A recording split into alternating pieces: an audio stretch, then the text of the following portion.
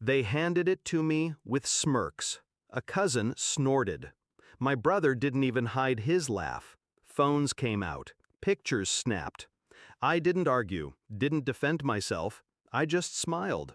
Then, slowly, I reached into my bag and pulled out a thick stack of papers, stapled, official, important.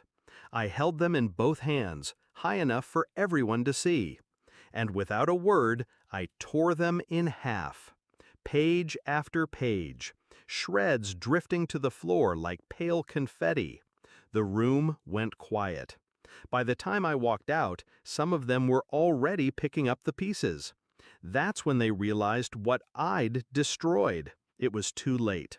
It started years ago, long before this reunion. Family, they call it. I call it a chain I've been dragging since birth. The insults were never direct at first, just little cuts. You could have done better. Why can't you be more like your brother? The bar was always moving, always just beyond my reach. But I kept showing up. Birthdays, weddings, funerals. I brought gifts, paid tabs, took days off to help when pipes burst or cars broke down. I thought that's what you did. You give, you hold them up, you keep the peace. Turns out, they saw kindness as weakness. The shift was slow. A cousin borrowing money just until next payday and never returning it. My sister asking for help with her mortgage while mocking my job in the same breath.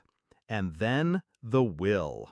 When my father died, the estate was mine to divide. He'd left it to me to handle fairly.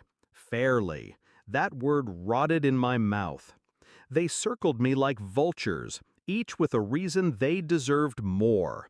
I could have kept it all. The paperwork was clear, but I didn't.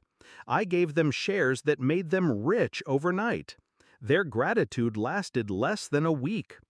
The breaking point came last year. I'd paid for a rental house by the lake, a week for all of us to be together. Food stocked, bedrooms assigned, every detail arranged. I thought maybe, just maybe, this time it would be different. But they mocked the menu, complained about the beds. And on the third night, I overheard my brother in the kitchen laughing. He's still trying to buy our love.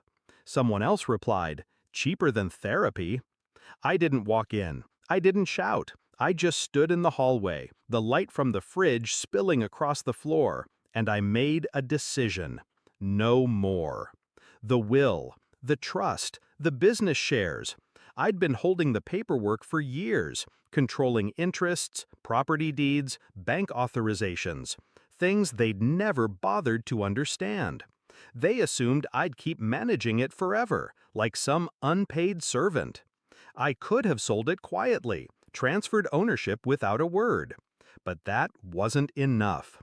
I wanted them to see it happen. I wanted the moment to burn into their memories.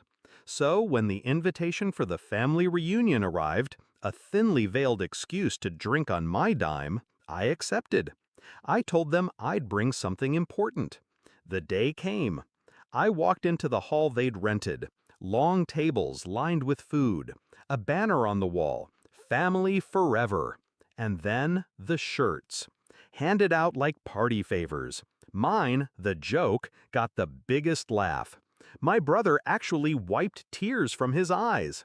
I slipped the t-shirt over my head. The cotton clung to my skin, hot under the fluorescent lights. I smiled. Then I reached into my bag. The papers were thick in my hands. The trust documents, the property titles, the business contracts. Every signature I'd ever given to protect them. Every legal string that tied me to their well-being. I looked at my brother first. His grin faltered. At my sister. She tilted her head, sensing something shift. Then, rip. The first tear echoed in the quiet. The second made my cousin's fork freeze halfway to his mouth. I kept going. Page after page, the sound sharp, final. No speech, no explanation. By the time the last scrap hit the floor, my hands were empty. I turned and walked toward the door. Behind me, chairs scraped back. "What was that?" my brother's voice, tight now. "What did you just do?" my sister. They gathered around the shredded pile. Someone picked up a page. I heard the words whispered. "Property transfer. Relinquish all claim." And then, louder, panic creeping in. "These were the deeds. He just—" I stepped outside into the cold evening air. The laughter was gone. Inside, voices rose, overlapping, urgent. They understood now. No more free vacation homes. No more rental income from properties I managed. No more dividends from the business I kept afloat. No more safety net. They had mocked the one person holding it all together. And now I had let go. People like to think revenge is about rage. It's not.